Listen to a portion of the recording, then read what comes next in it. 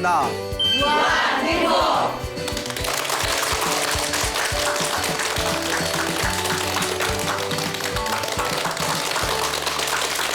예, 만나서 반갑습니다. 예, 광호 스님이라고 합니다. 저희 불교의 목표는 사실 깨달음을 얻는 것입니다. 그래서 불교는 깨달음의 종교라고 하고 또 지혜의 종교라고 부르고 있죠. 그럼 불교가 깨달음을 얻고자 하는 이유가 어디에 있을까요? 그것을 우리 부처님께서는 생사윤회에서 벗어나고자 합니다라고 이야기하셨습니다. 생사윤회. 생사는 태어나고 죽음을 뜻하는 것입니다. 근데 많은 분들은 태어나고 죽은 뒤에 또 내가 죽은 뒤에 과연 다음 생에 무엇으로 태어날 것인가? 많은 분들은 다음 생이 있다고 말하는 분들도 계시고 또 없다고 말하는 분도 계시고 그리고 뭐 있든가 말든가 내가 사는데 뭔 관계가 있냐 이렇게 말씀하시는 분들도 계실 겁니다. 불교는 윤회론이라고 합니다. 윤회에서 윤은 바퀴론자를 뜻합니다. 회는 뭘까요? 먹는 회? 아니겠죠?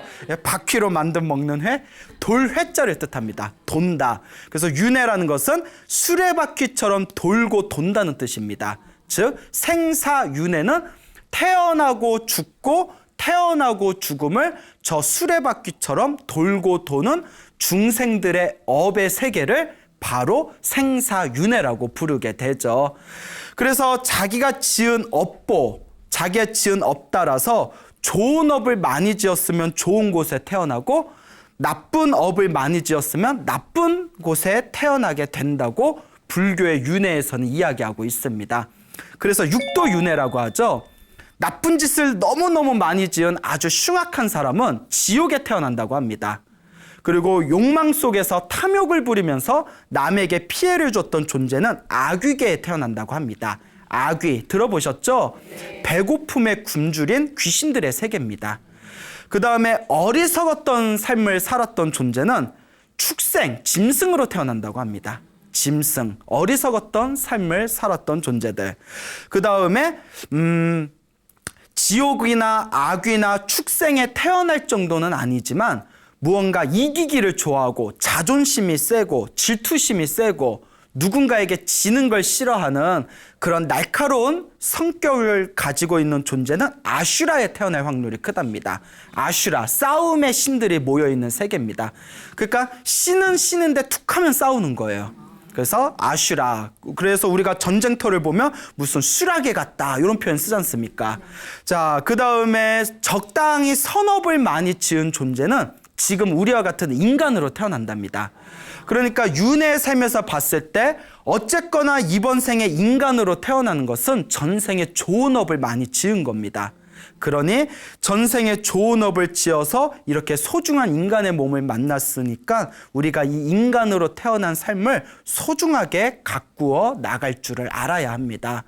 그리고 무지무지 복, 큰 복을 지은 사람, 좋은 업을 지은 존재는 어디에 태어나게 될까요? 하늘세계, 청상세계에 태어난다고 합니다. 그래서 지옥, 악귀, 축생, 아슈라, 인간, 천상 이 6가지 세상을 돌고 돈다 해서 육도윤회라고 합니다. 다른 종교에서는 천국에 태어나면 모든 게 끝이라고 합니다. 천국에 태어나는 게 그들의 목표죠. 하지만 불교는 아닙니다. 전생에 복을 많이 지어서 천상에 태어났기 때문에 내가 지은 복이 닿으면 다시 어떻게 될까요? 밑에서 떨어질 수밖에 없습니다. 계속 윤회할 수밖에 없는 거예요. 그리고 지옥에 떨어졌다 하더라도 내가 지은 나쁜 업이 소멸되면 다시 지옥에서 또 나올 수가 있는 겁니다. 끊임없이 자기가 지은 업대로 자기가 살아가게 되는 것이죠. 그래서 우리 중생들은 전생에 내가 무엇이었는지 모르고 이번 생을 살아가고 있고 내가 다음 생에 무엇으로 태어날 줄 모르고 이번 생을 살아가고 있습니다. 그래서 우리 부처님께서 끊임없이 우리 중생들은 시작 없는 옛적부터 태어나고 죽고 태어나고 죽는 윤회의 삶을 반복하면서 자기 업보를 자기가 업을 짓고 자기가 그 업을 받으면서 꿈속에서 살고 있는 것과 같다. 그래서 깨달음을 얻어야만 이 윤회의 세상에서 완전히 벗어나서 진정한 영원한 대자유인이 될 수 있다라고 말씀하셨습니다. 즉 불교는 깨달음의 종교고 지혜의 종교입니다. 그리고 불교가 깨달음을 얻고 지혜를 얻고자 하는 목표는 이 생사윤회라는 구속의 삶에서 벗어나서 영원한 대자유인이 되기 위해서입니다. 그 불교에 재밌는 비유가 있습니다.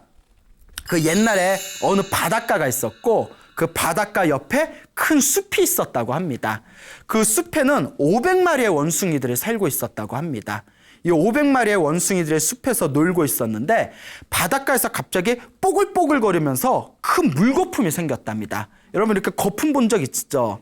근데 그 바닷가에서 뭐 큰 바람이 불어서인지 몰라도 뽀글뽀글 큰 물거품이 생겼는데 어찌나 그 물거품이 큰지 멀리서 보면 마치 큰 상가 같이 보였답니다.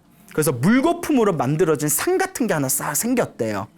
그러니까 원숭이들이 그게 물거품인 줄을 모르고 물거품은 실체가 있어요, 없어요?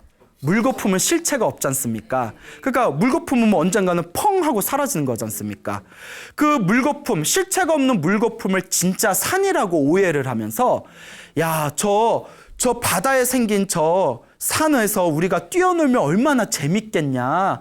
왠지 막 뽀글뽀글거리고 뽀송뽀송해 버리는 게 우리가 여기서 뛰어노는 딱딱한 산하고 틀린 것 같다.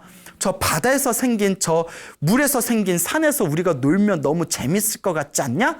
이렇게 이제 서로 막 회의를 합니다. 그 물거품이 뭔지도 모르고.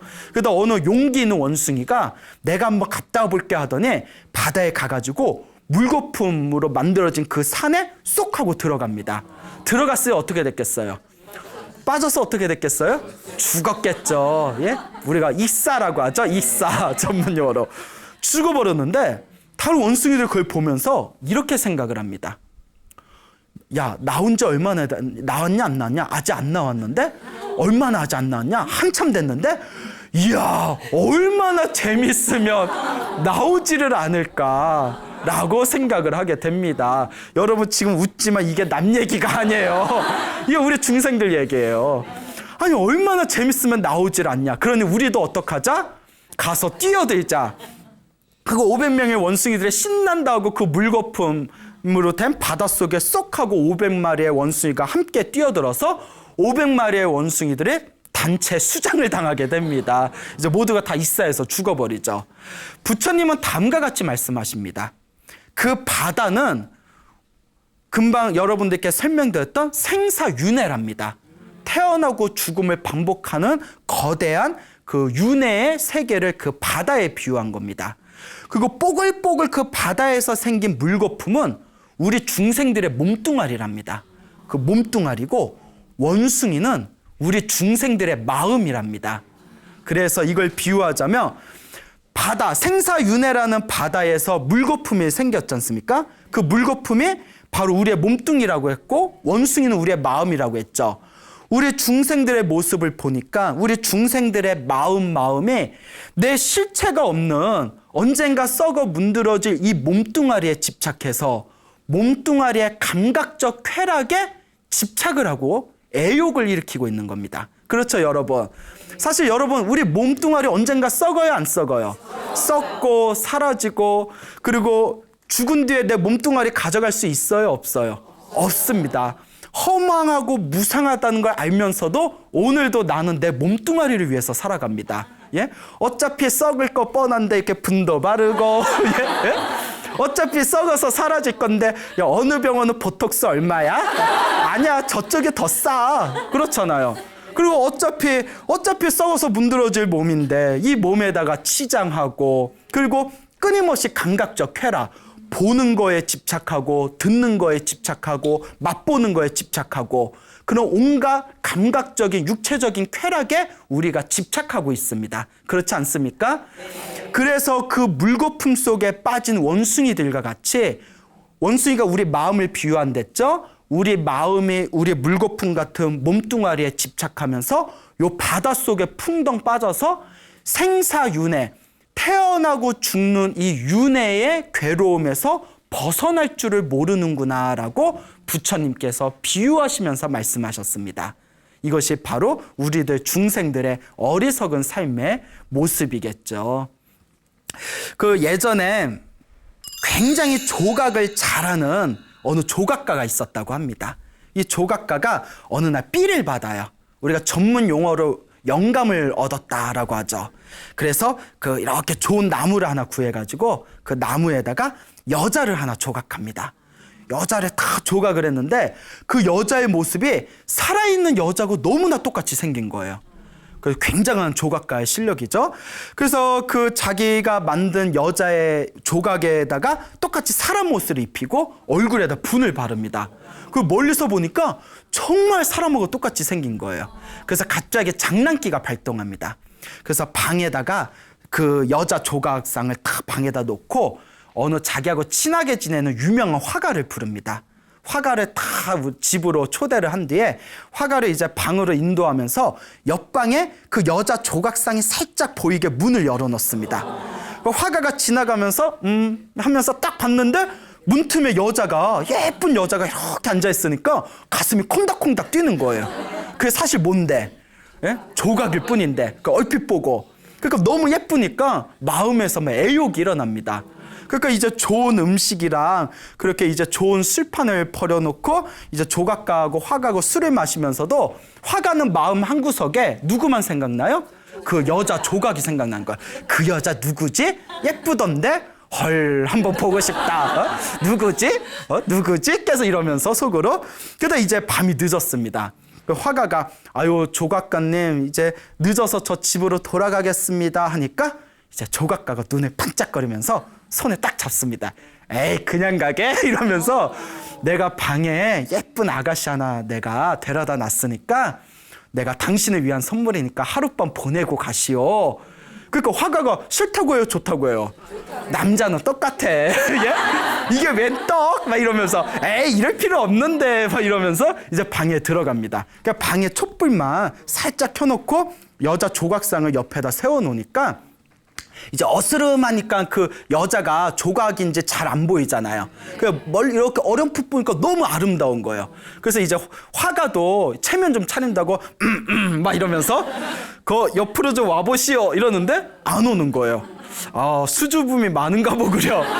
옆으로 오시오. 그래도 안 오는 거예요. 그러니까 이제 화가가 막 안달이 나가지고 아유 뭐 예쁜 게 꼴값 한다더니 꼴값 한다고 하잖아요. 아유 얼굴값 한다더니 아우 튕기네 막 이러면서 왜 부끄러움이 많소 하면서 손목을 딱 잡았는데 느낌이 이상한 거예요. 뭐지?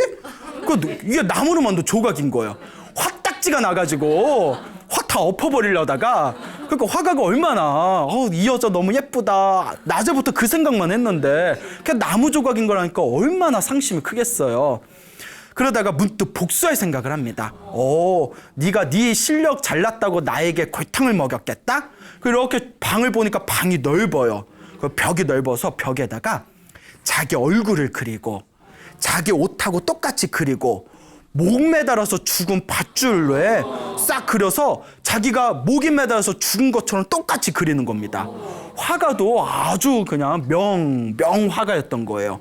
그리고 실감을 더하기 위해서 그 새들이 주변에서 날아다니면서 얼굴을 쪼아먹는 듯한 모습까지 우리로 하면 뭐 CG라고 해야 되나요? CG를 입힌 거예요. 특수 효과를 입혀가지고 그렇게 그림을 다 그린 뒤에 밤새워서 그린 뒤에 침대 밑에 싹 숨습니다. 그게 이제 아침이 됐는데 조각가가 헤헤 어떤 표정인가 궁금한걸 해서 이제 일어나서 그래 일어나셨습니까? 대답이 없는 거예요. 아직 안 일어나셨습니까? 왜 그러지? 어제 너무 삐져가지고 그냥 나갔나? 신발은 있는데? 그 문틈으로 봤더니 그때 아침 햇살을 받아가지고 벽에 싹 비친 모습이 또 그림을 얼마나 절묘하게 그렸겠어요. 화가가 목 매달아서 죽은 벽에 그려져 있는 그림을 보고 내가 장남 좀 척거로니 그거 갖고 목을 매달고 죽어. 그러니까 막 모태솔로는 안 돼. 막 이러면서 이건 제가 만든 말이고 문을 부시고 들어갔대요. 칼을 들고 칼로 빨리 이제 끈을 끊으려고 아이고 내가 장남 좀 쳤다고 이러면 어떡하나 하고 문을 부시고 들어가서 막 이렇게 칼로 끈을 끊으려고 했더니 만져봤더니 뭐예요? 벽하고 그림인 거예요. 에구먼이나 하고 있을 때 침대 밑에서 서프라이즈 하면서 놀랬지? 이러면서 그러면서 당신이 나한테 장난을 쳐서 나도 당신한테 장난을 쳤어. 오늘 손님과 주인이 서로 속임을 당하고 또 이제 또 속였으니 서로 비긴 걸로 합시다 하면서 이제 서로 또 기분 좋게 술 한잔 했대요. 아침부터. 또 이제 해장해야죠. 또 이제 술 마시면서 서로 아유 실력이 대단합니다. 아닙니다. 당신이야말로 실력이 대단합니다. 이렇게 이제 주거니 받거니 하다가 문득 이런 말을 합니다.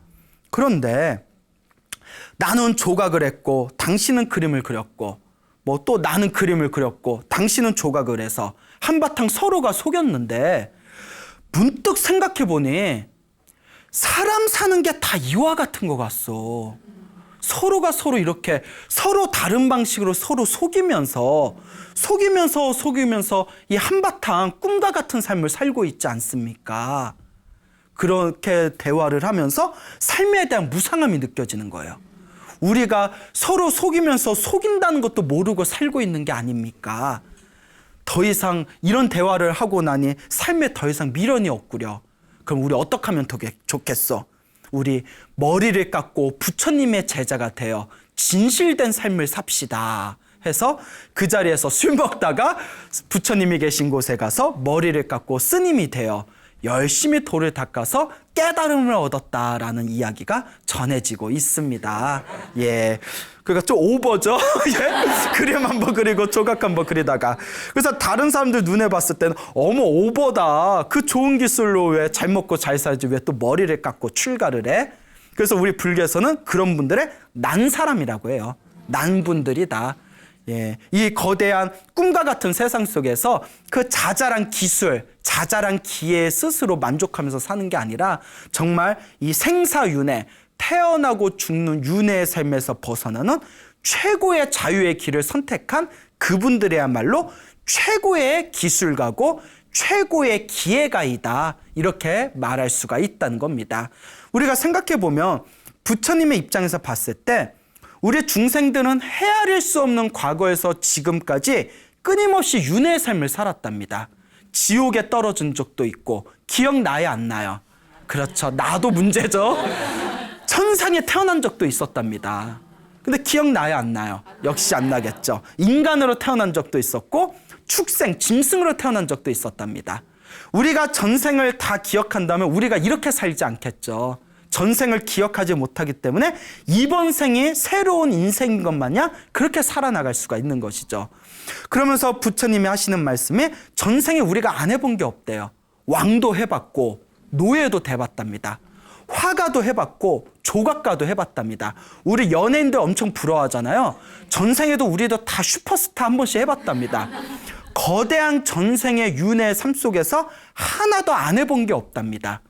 안 해본 게 없지만 아직도 스스로 그 물거품과 같은 감각적 쾌락에 몰두하면서 마음으로 깨달음을 얻겠다는 그런 진실한 마음을 일으키지 못하고 있다는 거죠. 그래서 불교에서는 출가도 아무나 할 수 없답니다. 전생에 복을 많이 짓고 전생에 수행한 것이 있어야 출가를 할 수가 있다고 해요. 출가를 해서도 또한 수행도 아무나 쉽게 하는 게 아니랍니다. 전생에 그만큼 닦은 것이 있어야 수행도 바르게 할 수 있다고 합니다. 어찌 보면 그와 같은 조각가와 화가가 서로가 장난을 치고 술 한잔 마시면서 세상의 무상함을 느껴 출가하고 도를 닦아서 깨달음을 얻을 수 있었다는 것 자체가 그 두 분이 전생에 이미 많은 수행을 했던 증거가 아니겠느냐, 우리는 이렇게 살펴볼 수가 있는 것입니다. 그래서 불교에서는 항상 이야기하죠. 이번 생에 사람으로 태어나기 어렵고 사람으로 태어나도 부처님의 법을 만나기가 어렵구나. 수없는 윤회의 삶 속에서 이번 생에 인간으로 태어난 것도 기적이지만 이 인간으로 태어나서 불법을 한 번도 만나지 못하고 부처님의 가르침을 하나도 접해보지 못하고 이 세상을 떠나는 사람들도 많은데 이번 생에 사람으로 태어나 부처님의 가르침을 조금이라도 내가 배울 수 있다는 것은 그만큼 전생에 큰 선업과 공덕을 지었다는 증거다라고 부처님의 경전에서 누누이 이야기하고 계십니다. 그 옛날에 두 명의 형제가 있었다고 합니다. 형과 아우가 있었는데 굉장히 큰 부잣집이었다고 해요. 근데 부모님이 일찍 세상을 떠나게 됩니다. 그래서 형과 아우가 서로 의지하면서 살아가게 되죠. 근데 이 형제가 서로 성격이 판이하게 달랐답니다. 형은 도덕과 그리고 수행, 학문을 좋아하는 성격이었고, 동생은 철저하게 부귀 영화와 재물을 탐하는 성격이었다고 합니다. 그래서 형은 부모님이 돌아가신 뒤에 그 집안 근처에 스님들이 수행하는 사찰이 있었다고 합니다. 그래서 형은 항상 사찰에 가서 스님들께 공양 올리고 보시하고 스님들께 법문 듣고 스스로 부처님의 경전을 공부하면서 스스로 마음 닦는 수행을 했었답니다. 근데 동생이 보니까 너무 마음에 안 드는 거예요. 나중에 형을 불러서 이렇게 얘기합니다. 형님, 저는 도무지 이해가 안 됩니다. 부모님이 돌아가시면 우리 형제가 서로 힘을 합쳐서 우리 집안을 크게 일으킬 생각을 해야지.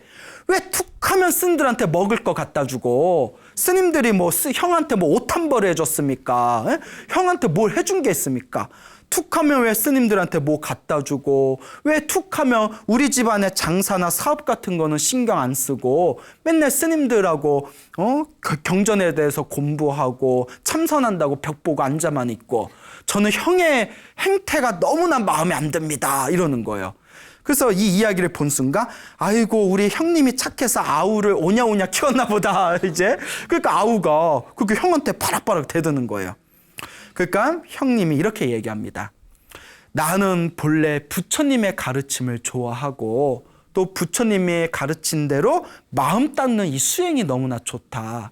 그런데 너는 부귀와 영화에 탐하고 있고 재물을 아끼고 재물에 집착하는 마음이 강하니 우리 형제가 서로 이렇게 다르는구나.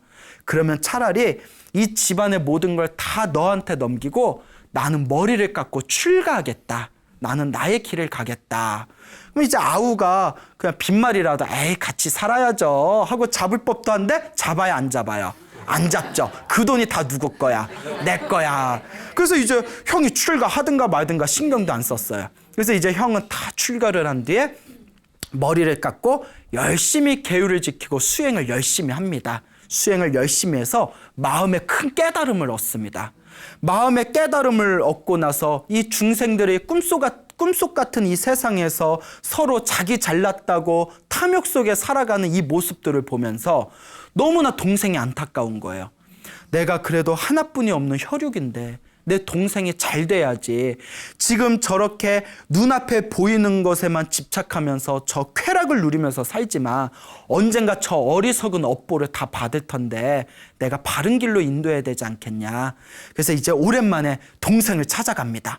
그 동생이 이렇게 형님이 다 오면 뭔가 기뻐하는 마음이 있어야 되는데 아니 뭐가 아쉬워서 또 왔어? 또 이런 눈으로 이제 홀겨보는 거야. 그래서 이제 동생을 다 앉혀놓은 뒤에 동생한테 이 윤회 세상에 대해서 얘기합니다.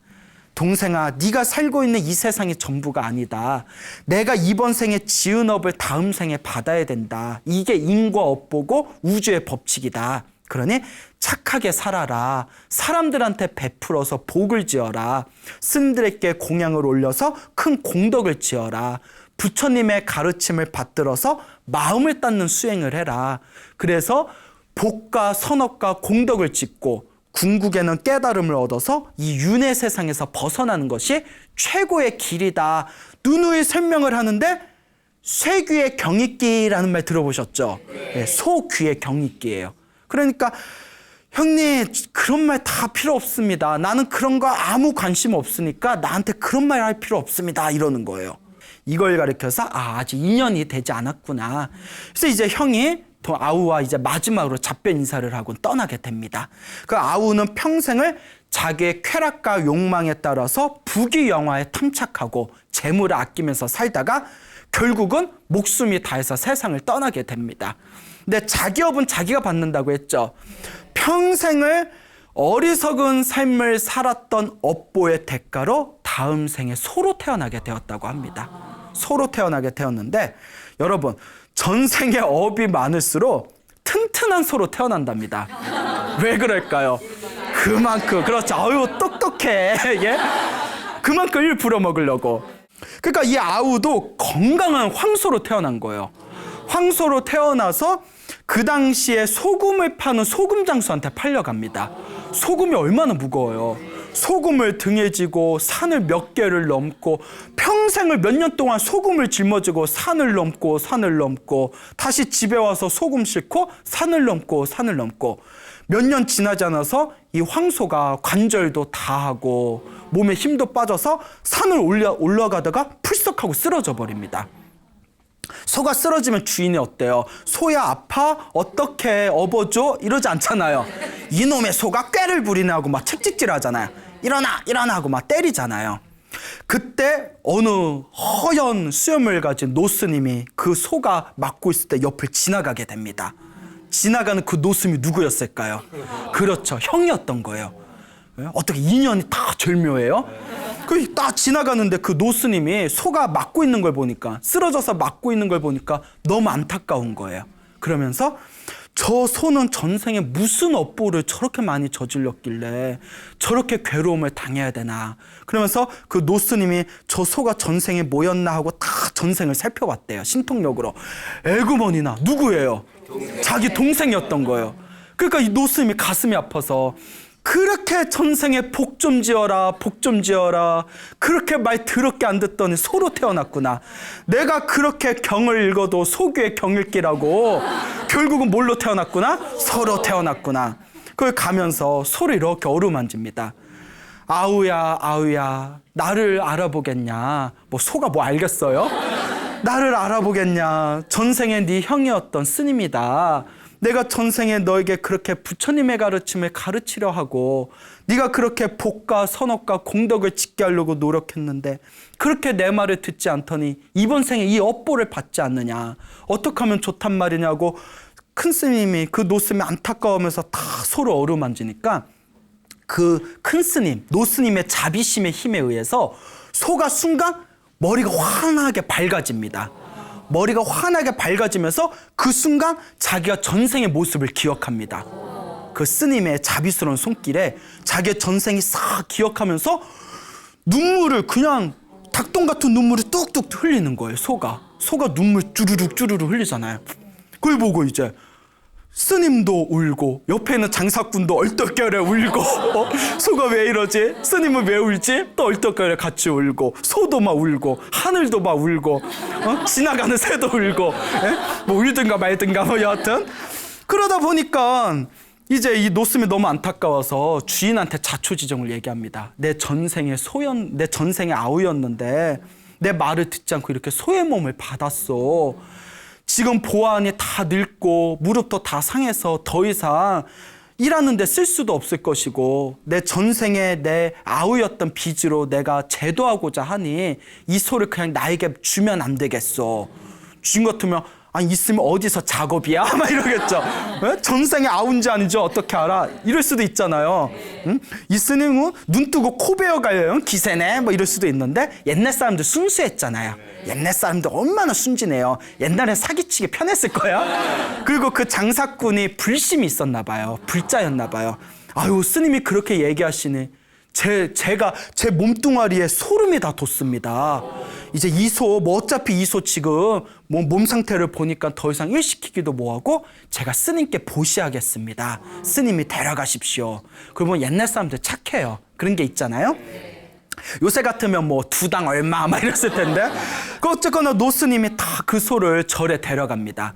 깨끗하게 목욕을 시키고 매일매일 법문을 들려주는 거예요. 소한테 매일매일 법문을 들려주고 경전을 들려주고 연부를 해주고 그리고 그 소가 다음 생엔 좋은 몸을 받기를 축원을 해줍니다.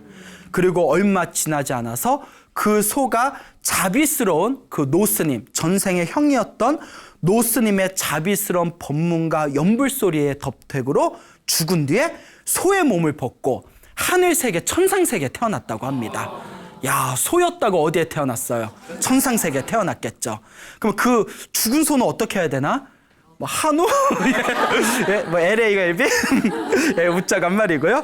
자, 그래서 실제로 우리 불교에서는 어리석은 삶을 살았던 존재들은 다음 생에 축생으로 태어난다고 합니다. 그런데 재밌는 게 있어요. 절에 스님과 인연이 있는 축생들은 과거에 절에 인연이 있는 존재들이랍니다.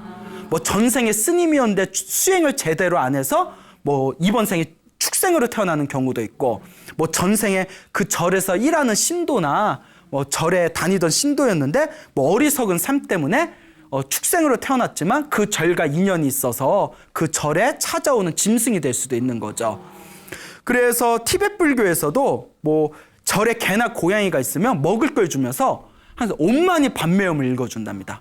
옴마니 밤매움, 옴마니 밤매움, 옴마니 밤매움 하면서 다음 생에는 사람으로 태어나서 부처님 은혜 갚아라 하고 기도를 해준답니다. 그러면 티베트 스님들은 분명히 스님들의 축원을 받은 그 짐승은 다음 생에 다시 사람 몸을 받아서 내가 스님 덕분에 사람 몸을 받았으니 이번 생에 부처님 은혜 갚아야 되겠다 하면서 독실한 불자가 된다고 합니다. 제 아시는 신도분이 있는데 그 신도분이 고양이가 있는데 집에서 이렇게 금강경을 읽으면 고양이가 귀신같이 와서 무릎 위에 딱 앉는데요. 무릎 위에 앉으면 금강경 다 읽을 때까지 움직이지 않는답니다. 가만히 앉아서 듣고 금강경 다 읽고 나면 이게 또 쪼르르 자기가 놀고 싶은데 자기 자리로 그냥 가버린대요. 또 금강경 읽으려고 딱 자리 잡으면 귀신같이 알고 또 무릎 위에 딱 앉는데요. 제가 그래서 분명히 말씀드렸습니다. 저 고양이는 다음 생에 사람이 되든 무엇이 되든 어떤 존재로 태어나서 부처님 은혜 갖는 그런 존재가 될 것이라고. 그리고 금강경을 옆에서 들은 공덕으로 다음 생에 아마 지혜가 있을 거라고. 그런 이야기가 제가 만든 말이 아니라 그런 이야기가 불교 경전설화에 굉장히 많이 전해지고 있습니다. 그래서 이 이야기를 전해 듣게 된 그 장사하시는 그 장사꾼들이 상인들이 그 소와 그 전생의 형님이었다는 그 노스님의 이야기 너희들 들어봤냐? 우리도 평생 처자식 먹여 살린다고 돈에 집착하면서 사는데 우리가 이미 돈은 벌을 만큼 벌었고 여기서 더 욕심 부리면서 산다면 우리도 다음 생에 어떤 몸을 받을지 장담할 수 없는 거 아니냐. 우리가 다음 생에 소몸을 받을지 개몸을 받을지 아귀로 태어날지 지옥에 태어날지 다시 인간으로 태어날지 어떻게 장담하겠냐. 그러니 우리 여기서 다 모든 걸 놓아버리고 머리를 깎고 출가해서 우리도 돌을 닦자 해가지고 그 소를 부리던 장사꾼과 그 주변에 가까이 친하게 지내던 상인들이 다 함께 사찰에 가서 머리를 깎고 열심히 출가해서 그 상인들도 모두 큰 깨달음을 얻었다라는 이야기가 경전에 전해지고 있습니다. 여러분 어때요? 이런 얘기 자꾸 들으니까 여러분도 출가하고 싶은 마음 들어요? 예? 아니요? 말이죠. 예? 출가까지는 뭐 예? 자, 여러분 우리가 흔히 이런 얘기했어요. 진짜 불자냐, 진짜 불자가 아니냐. 그러니까 진짜 불교 신도냐, 불교 신도가 아니냐의 기준이 내 자식이 출가한다고 했을 때 붙잡으면 불교 신도가 아니래요. 예? 근데 내 자식이 출가한다고 했을 때 환영하고 기뻐하면 진짜 불교 신자래요. 그러면 이걸로 한번 스스로 한번 생각해 보는 거예요. 내 자식이 출가한다고 하면 나는 잡을 건가 안 잡을 건가. 만약에 잡으면 진짜 불교 신자 아니에요. 근데 어떤 분이 이러더라고요. 스님, 저는 제 자식이 출가한다면 절대 놓아줄 수 없습니다. 그런데 남편이 출가한다면 제가 남편이 출가한다면 우리 남편 출가하는 거 제가 적극적으로 제가 지원하고 밀어줄 용의가 있습니다. 그러면 저는 불자입니까 아닙니까 이러더라고요. 그래서 보살리크는 약간 사심이 깃든 것 같은데요. 남편이 출가하면 그냥 놓아줄 수 있습니다. 그건 약간 사심이 있는 것 같습니다. 제가 또 이렇게 우스갯소리로 이야기한 기억이 납니다. 자, 그래서 우리 부처님께서 어느 날 큰 설법을 하고 계셨을 때 그때 어느 비구니가 부처님의 설법을 듣다가 깨달음을 얻습니다. 깨달음을 얻었는데 갑자기 부처님을 보더니 막 웃다가 막 울다가 막 또 울다가 막 웃는 거예요. 비 오는 날 그럼 무서울 것 같아요. 비 오는 날 막 웃다가 울다. 부처님 설법을 듣다가 깨달음을 얻었는데 막 웃다가 울다가를 반복하니까 그때 부처님의 제자가 부처님께 여쭙습니다. 저 비구니는 전생에 어떤 복이 있었길래 부처님의 설법을 듣고 그 자리에서 깨달음을 얻은 것입니까? 그리고 왜 저렇게 갑자기 웃다가 우는 것입니까? 또 왜 울다가 웃는 겁니까? 도대체 무슨 연유입니까? 했을 때 부처님이 다음과 같이 얘기하십니다. 이거는 머나먼 전생의 인연이다. 머나먼 과거 전생에 돌을 닦던 코끼리 왕이 있었다. 근데 코끼리인데 돌을 닦는 거예요. 그러니까 신령스러운 존재죠. 이 돌을 닦는 수행을 하는 코끼리 왕이 있었는데 상아가 6개가 있고 몸이 하얀색인 신령스러운 코끼리 왕이 있었다. 코끼리 왕에게 부인이 2명이 있었는데 이 코끼리 왕이 부인이 2명이 있었는데 작은 부인이 아름다운 연꽃을 따다가 이제 코끼리 왕에게 바쳤다고 합니다. 근데 코끼리 부인이 작은 부인이 바친 그 꽃을 첫째 부인한테 줬대요.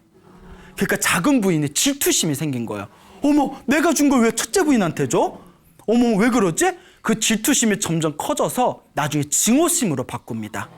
그래서 나중에 코끼리 왕을 죽여버리고자 하는 생각이 들어요. 그 질투가 그렇게 무서워요. 내 남편이 코끼리 왕을 죽여야겠다. 그래서 어떻게 하냐면 그 당시 그 산에 있는 100명의 수행자를 찾아가서 과일 공양을 올립니다. 과일 공양을 올린 뒤에 100명의 수행자들에게 과일 공양을 올리고 절벽 위에 서서 작은 부인을 다음과 같이 얘기합니다. 100명의 수행자들에게 공양을 올린 이 공덕으로 제가 다음 생에 권력을 가진 인간으로 태어나게 해주십시오. 이 권력으로 저 코끼리 왕에게 복수하겠습니다. 다음 생에 인간으로 태어나면 코끼리 왕에게 복수하겠다는 이 결심이 저절로 기억나게 해주십시오. 그러면서 절벽에서 뛰어내립니다. 그래서 작은 부인이 죽어요. 독해. 독해요? 그리고 어쨌거나 나쁜 마음이지만 전생에 수행자들에게 과일 공양을 올린 강력한 선업의 힘으로 큰 부유한 귀족 가문에 태어나고 너무나 아름다운 외모를 갖춘 여자로 태어납니다. 그리고 왕비가 돼요. 너무나 아름다운 외모 때문에 왕이 반해서 왕비가 됐는데 왕비가 되고 며칠 후에 자기 전생이 기억이 납니다. 맞아, 내가 코끼리 왕 죽인댔지. 그 전생에 죽기 전에 자기가 맹세한 대로 그게 다 펼쳐지는 거예요. 그 여러분들도 죽기 전에 좋은 마음으로 죽어야 돼요. 알겠죠? 어차피 우리 죽잖아요.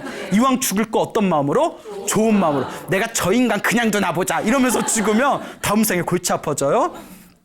그러니까 이 왕비가 왕한테 이제 부탁을 합니다.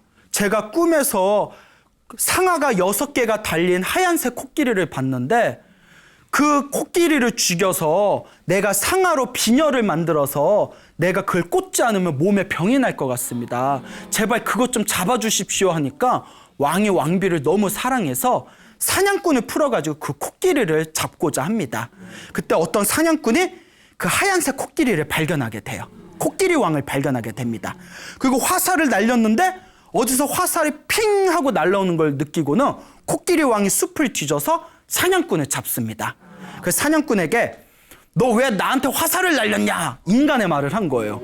왜냐면 이제 돌을 닦는 코끼리니까 여기서 너무 따지지 맙시다. 어머, 코끼리가 무슨 말을 해요. 예, 따지지 말고 왜 나한테 화살을 쏘느냐 이랬더니 이제 사냥꾼의 자초지종을 얘기합니다. 그러니까 코끼리가 그 왕비가 전생에 누구였구나. 내 작은 부인인데 원한을 품고 나한테 이러는 거구나라는 것을 딱 직감합니다. 그래서 사냥꾼에게 자기 상아를 빼가지고 사냥꾼한테 주고 돌려보내게 됩니다. 그래서 이제 사냥꾼이 가서 왕비한테 죽였다고 거짓말을 하고 이제 상아를 바치니까 어차피 목적으로 한 상아는 가져왔으니까 왕비가 그걸 보고는 몇 날 며칠 동안 기뻐하면서 웃다가 후회하면서 울다가 웃다 울다 피를 토하고 죽어버렸답니다. 그때 부처님께서 다음과 같이 말씀하십니다. 그때 코끼리 왕이 지금의 누구다? 나 석가모니 부처님이고 그때 작은 부인이 누구다? 그 왕비가 누구다? 저 설법을 듣고 깨달음을 얻은 그 비구니이다.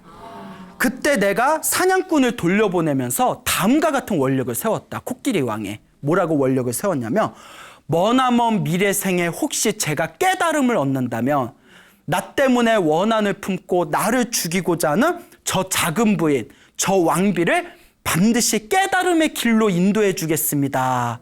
라는 맹세와 발언을 세웠기 때문에 이번 생에 코끼리 왕은 석가모니 부처님이 되어서 저 비군으로 태어난 전생의 그 작은 부인, 그 왕비를 깨달음의 길로 인도한 것이고 깨달음을 얻은 그 비구니는 전생에 자기가 지었던 나쁜 짓을 생각하면서 너무나 후회스러워서 눈물을 흘리다가 내가 저 부처님 덕분에 위대한 깨달음을 얻었구나라는 기쁨으로 또 웃다가 울다 웃다를 반복하고 있는 것이다 라고 부처님께서 설법을 하십니다. 그때 제자들이 다 함께 기뻐하며 다음과 같이 이야기합니다. 부처님과 나쁜 인연을 지었어도 오히려 부처님이 그 중생을 구제해 주시는데 하물며 부처님을 생각하면서 열심히 수행한다며 그 공덕이 얼마나 더 크겠는가 하면서 다 함께 기뻐했다는 내용이 나옵니다. 여러분, 부처님과 인연을 맺어 놓으면 나쁜 인연을 맺어 놓아도 언젠가는 부처님이 구제를 해주신답니다. 그만큼 부처님은 자비의 화신이십니다. 하물며 부처님과 좋은 인연을 맺어 놓았더라면 얼마나 우리가 더 큰 공덕을 받지 않을 수 있겠습니까? 그러니 여러분, 이번 생에 사람으로 태어나고 불법을 만난 것을 우리 다 함께 스스로 소중한 아름다운 인연이다 되새겨 보시기 바랍니다. 여러분, 행복해지고 싶습니까? 네. 행복한 삶을 창조하고 싶습니까? 네. 복을 지으십시오. 선업을 지으십시오. 공덕을 쌓으십시오. 복과 선업과 공덕의 힘이 여러분들을 진정한 행복의 길로 이끌어 줄 것입니다. 오늘 여기서 마치겠습니다. 소중한 나 무한 행복.